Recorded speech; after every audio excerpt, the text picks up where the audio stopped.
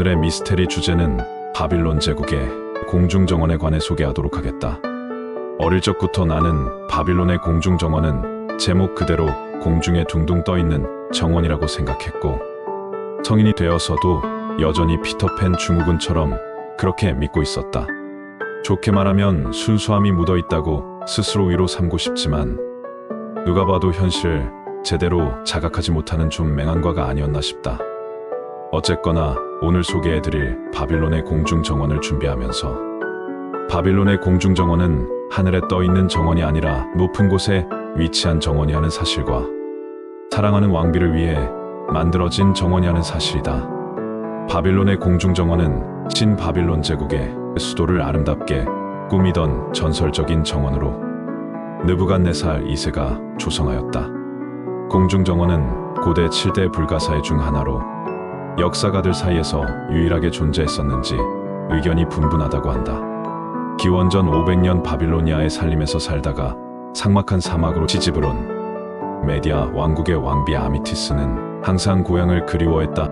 하지만 당시 바빌로니아가 위치한 땅은 비가 차오르지 않고 땅이 삭막해 꽃과 식물을 가꿀 수가 있는 기후가 아니었기에, 이러한 문제를 해결하기 위해 유프라테스 강에서 물을 길러 정원에 물을 공급하기 위한 물탱크와 펌프를 만드는데, 당시 기술로 어떻게 이러한 걸 만들 수가 있었는지 미스테리라고 한다.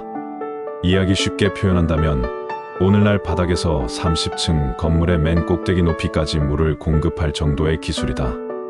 지금이야 수도 꼭지만 틀면 더운 물, 차운 물 마음껏 사용할 수 있다지만, 고대에는 이러한 기술 자체가 없었으니 유프라테스 강에서 물을 길러 그 높은 곳까지 어떻게 물을 공급했는지가 미스테리이다. 평지에 흙을 쌓아 만들어 작은 산 모양의 노대와 비슷하게 보이는 이곳에 풀과 꽃, 과일나무 등을 많이 심어 놓아 멀리서 바빌론의 공중정원을 보면 마치 하늘에 떠있는 정원처럼 보였기 때문에 그렇게 불린 것이다.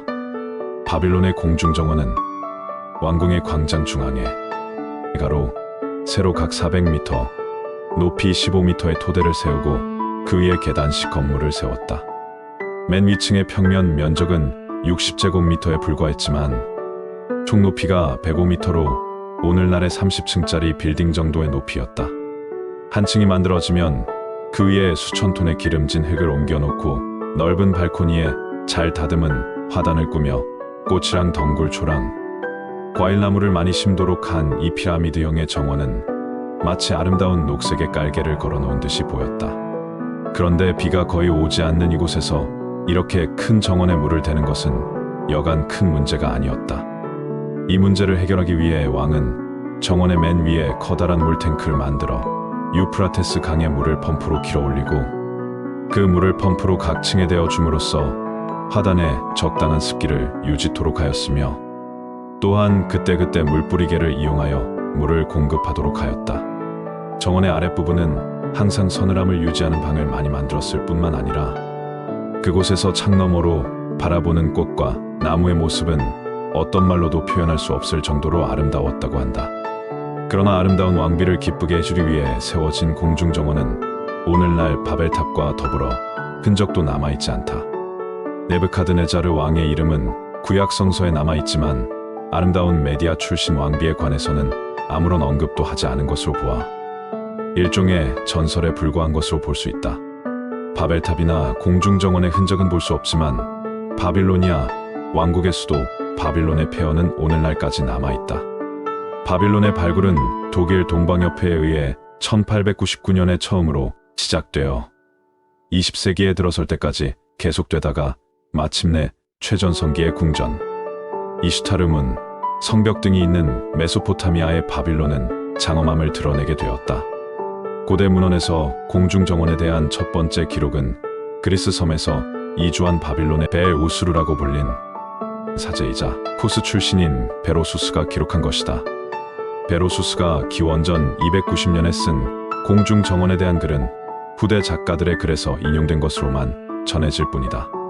하지만 바빌론에 대해 그가 기록한 상당수는 고고학적으로 검증되었다. 바빌론의 공중정원은 그리스인들이 기원전 9세기에 광범위하게 바빌론을 재건했다고 여긴 전설적이며 신성한 아시리아 여왕의 이름을 따서 세미라미스의 공중 정원으로 불렸다.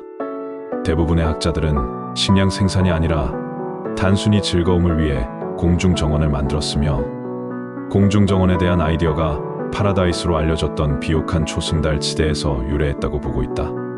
이때부터 즐거움을 위해 정원을 만드는 것이 고대 지중해 전역으로 확산되었고, 헬레니즘 시대에는 부자들은 최소한 각자의 집에 개인 정원을 가꾸었다.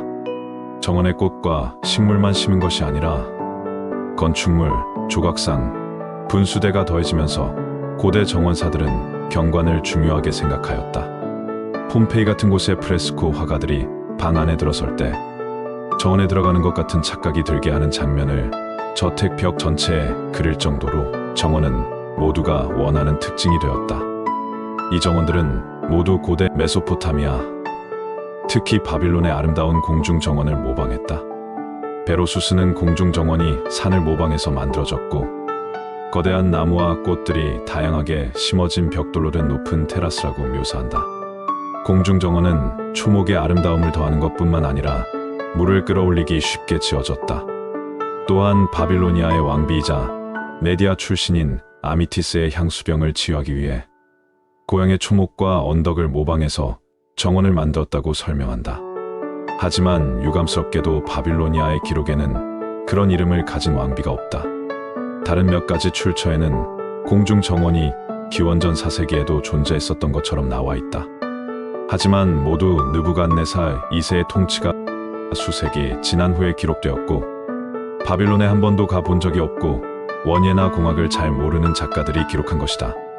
그리스의 지리학자 스트라보는 공중 정원이 고대 바빌론에 흐르던 유프라테스 강 옆에 있었고, 정원에 물을 대기 위해 강에서 물을 끌려올리는 복잡한 기술을 사용했다고 설명한다. 또한 각 층에 오르기 위해 계단이 있었다고 한다. 한편 기원전 1세기에 공중 정원에 대해 기록한 그리스의 역사학자 디오도루스 시쿨루스는 공중 정원이 고대 극장처럼 경사졌으며 높이가 20m에 달했다고 언급한다. 그는 공중 정원이 기둥 위에 지어졌고 갈대와 벽돌이 줄을 지어 늘어서 있었다고 묘사한다. 메소포타미아의 거대한 정원이 바빌론의 공중 정원보다 먼저 지어졌다고 알려져 있다. 지금은 런던 대형박물관에 있는 니느웨 아슈르바니팔의 북쪽 궁에서 발견된 부조판에는 메소포타미아의 거대한 정원이 묘사되어 있다. 사실 몇몇 학자들은 바빌로니아 공중 정원에 대한 이야기는 출처가 뒤섞여 만들어진 것이며, 실제 공중 정원이 있던 곳은 사네립이 건립한 니느웨라고 주장한다. 니느웨 정원과 관련한 문서와 고고학적 증거가 충분히 많고, 심지어 니느웨는 종종 옛 바빌론이라고 불리기도 했기 때문이다. 어쨌든 니느웨에 관한 가설이 받아들여지더라도 바빌론에 공중 정원이 존재했다는 가능성이 사라지지는 않는다. 1899년에 고대 바빌론에서 체계적인 고고학 발굴이 시작되었다. 이중벽과 이슈타르의 문과 같은 고대 구조물이 발견되었지만 전설적인 정원의 흔적은 없었다. 바빌론의 남쪽 궁을 발굴하던 중 도무로 된 방 14개가 발견되었으나 나중에 그 지점에 발견된 명판을 판독한 결과 창고였던 것으로 밝혀졌다. 강에서 더 가까운 곳과 왕의 궁전에서 다른 곳을 발굴한 결과 거대한 배수관, 벽, 저장고, 정원을 위한 관계시설의 특징을 모두 갖추고 있는 것으로 밝혀졌다. 하지만 전설 속의 공중정원이라고 명확하게 밝혀주는 증거는 아니었다. 바빌론의 공중정원은 물리적인 문서로 된 증거가 부족하지만 고대 작가들이 글을 쓰게 하는 동기가 되었다. 그리고 오랫동안 고대 불가사의 명단에 올라가 있었기 때문에 공중정원이 절대로 존재하지 않았다고 보기 어려워 보인다. 공중정원이 니느웨에 있었다는 가설이 받아들여지지 않는다면 늘 그랬듯이 가능성이 높은 위치는 바빌론과 니느웨의 중간 어딘가로 추정된다. 고대 불가사의의 원본은 그리스나 헬레니즘 시대에 작성되었다. 그리고 올리브 나무들이 있는 마른 계단식 언덕에 익숙한 그리스인들에게 이라크에 믿을 수 없을 정도로 뜨거운 기후에서 진기하고 기반 관계 시설을 갖춘 공중 정원보다 더 인상적인 것이 있었을까 싶다. 바빌론에 몇 가지 종류의 정원이 있었는데 그리스의 이전 세대 기록에서 미로로 만들어졌다고 전해지는 크레타의 크노소스 궁전처럼 그 규모가 과장되었을 수도 있다.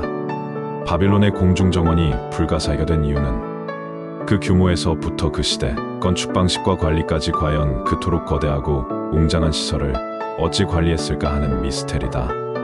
바빌론의 공중정원은 그 자체에 대한 것이 거의 알려지지 않았지만 여전히 경이로움이자 인류의 위대한 노력을 보여주는 고대 7대 불가사의다. 언젠가 실제했던 증거들이 속속들이 나오길 기대하며 이만 영상을 마치겠다.